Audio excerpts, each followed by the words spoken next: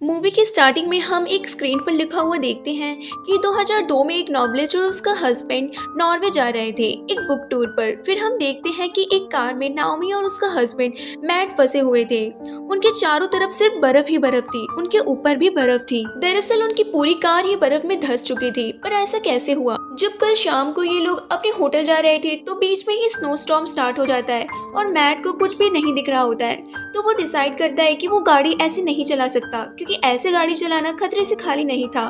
तो वो लोग अपनी कार को साइड लगाते हैं और स्नो स्टॉर्म का रुकने का इंतजार करते हैं। लेकिन वो दोनों तूफान रुकने का इंतजार करते हुए दोनों ही सो जाते हैं और जब उठते हैं तो उनकी कार का ये हाल हो रखा था। अब तो ना कोई उनके फोन का नेटवर्क आ रहा था और ना ही उनकी कार चल पा रही थी और ना ही उनकी कार की विंडो खुल रही थी। मैट ज्यादा टेंशन नहीं ले रहा था, क्योंकि उनके पास कुछ दिन चल जाने वाला खाना था और 2 बोतल थी पानी की। लेकिन नाओमी चाहती थी कि वो लोग बाहर निकले और मदद मांगे, पर मैट ऐसा करने से मना करता है और वो ये बिल्कुल ठीक काम करता है, क्योंकि नाओमी प्रेग्नेंट थी और अगर वो ऐसे भयंकर तूफान में नाओमी को लेकर बाहर निकला तो हालत बिगड़ सकती है। अब उन दोनों को इस कार में 3 दिन बीत चुके थे। वो दोनों बहुत कम खाना खा रहे थे। मैट तो अपना खाना भी नाओमी के लिए बचा रहा था, क्योंकि वो प्रेग्नेंट थी। वो दोनों उस कार में सिर्फ बैठे रहते थे। नाओमी एक नॉवेलिस्ट थी, तो वो कार में भी कुछ लिखती रहती थी। वो जरूर अपनी इसी कहानी को लिख रही होगी।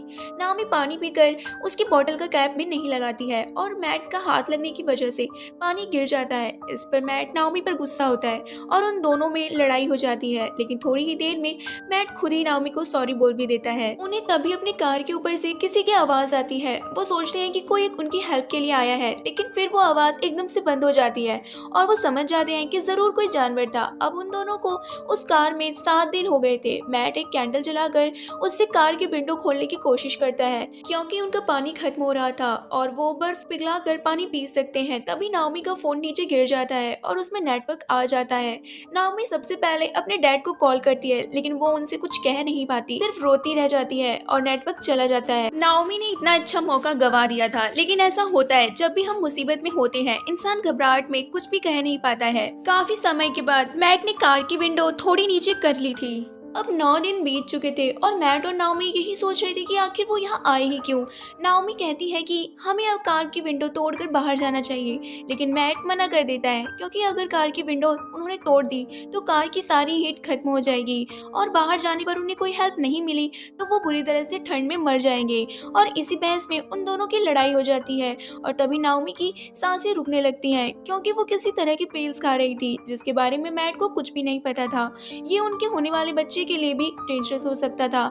अगले दिन फाइनली स्टॉर्म रुक जाता है और वहां रोड को साफ करने का एक ट्रक आता है। उसकी आवाज सुनकर वो दोनों जोरों से चिल्लाने लगते हैं ताकि वो ट्रक उनकी आवाज सुन ले, बट उस ट्रक की खुद की आवाज इतनी ज्यादा थी कि मैट और नाओमी की आवाज उस तक पहुंच ही नहीं पाती। और अब उन दोनों की आशा पूरी तरह से टूट चुकी थी। मैट सोच रहा था अगर उसने विंडो तोड़ दी होती तो वो आराम से यहाँ से निकल सकते थे। फिर मैट नाओमी को बताता है कि वो उसके साथ कोई भी हॉलीडे पर नहीं आया है, उसको तो जॉब से निकाल दिया गया है। ये बात मैट पहले नहीं बता पाया, लेकिन अब वो एक बाप बनने वाला है इसलिए बता रहा है। इस बात से नाओमी मैट पर बहुत गुस्सा करती है और एक तरह से अब उनके रिश्ते का एंड हो चुका था, लेकिन अब भी वो कार में ही रहना चाहता था। वो कार से निकलने की कोशिश ही नहीं करना चाहता था।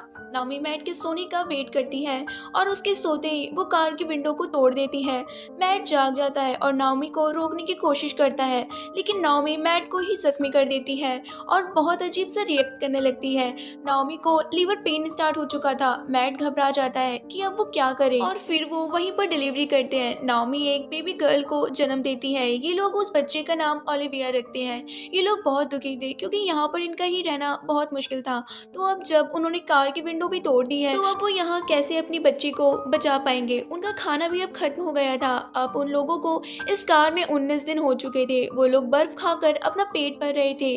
मैट उस बर्फ को खोद रहा था। विंडो तोड़ने की वजह से अब कार का टेम्परेचर भी बिल्कुल डाउन हो चुका था और ओलिविया को गर्म रखना बहुत जरूरी था। तो मैट अपने कपड़े उतार कर ओलिविया पर डाल देता है, जिससे ओलिविया और नाओमी दोनों सो जाती हैं। और जब नाओमी उठती है तो वो मैट से पानी मांगती है, लेकिन मैट कोई रिस्पॉन्स नहीं देता। फिर वो मैट को देखती है तो वो देखती है कि मैट पूरी तरह से जमा हुआ था। वो उसे जगाती है, लेकिन मैट जागता नहीं है, क्योंकि मैट मर चुका था ठंड की वजह से। ये सब नाओमी की वजह से हुआ था। लेकिन अब नाओमी भी बिल्कुल पागल सी हो जाती है। अब नाओमी के पास कुछ खाने को भी नहीं था। उसने अपनी डायरी को भी खा लिया था, अब वो अपनी प्रेगनेंसी के दौरान निकली हुई प्लेसेंटा खाती है जो उसके अंदर से ही निकली थी। नाओमी को अब उस कार में 24 दिन बीत चुके थे। नाओमी वहाँ अपने हस्बैंड की डेड बॉडी के साथ थी और ऐसे में नाओमी की बहुत बुरी हालत हो चुकी थी।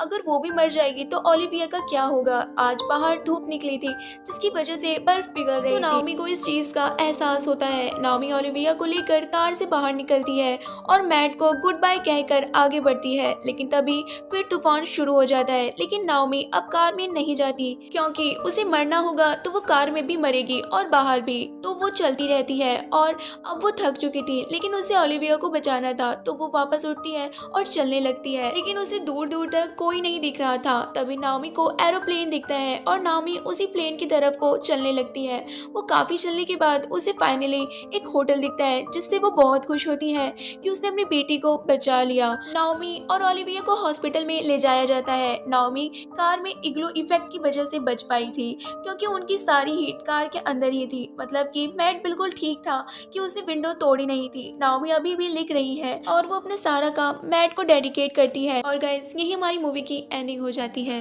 गाइस ये कहानी रियल स्टोरी बेस्ड है। कहानी बहुत इमोशनली थी। ऐसे सिचुएशन में आप क्या करते मुझे कमेंट सेक्शन में बताना बिल्कुल ना भूलिएगा। तो गाइस ये थी हमारी आज की मूवी सेंटीग्रेड। उम्मीद करती हूँ आपको मूवी पसंद आई होगी। तो अब मैं करती हूँ आपको अलविदा और अब हम मिलेंगे एक नई मूवी के साथ। बाय।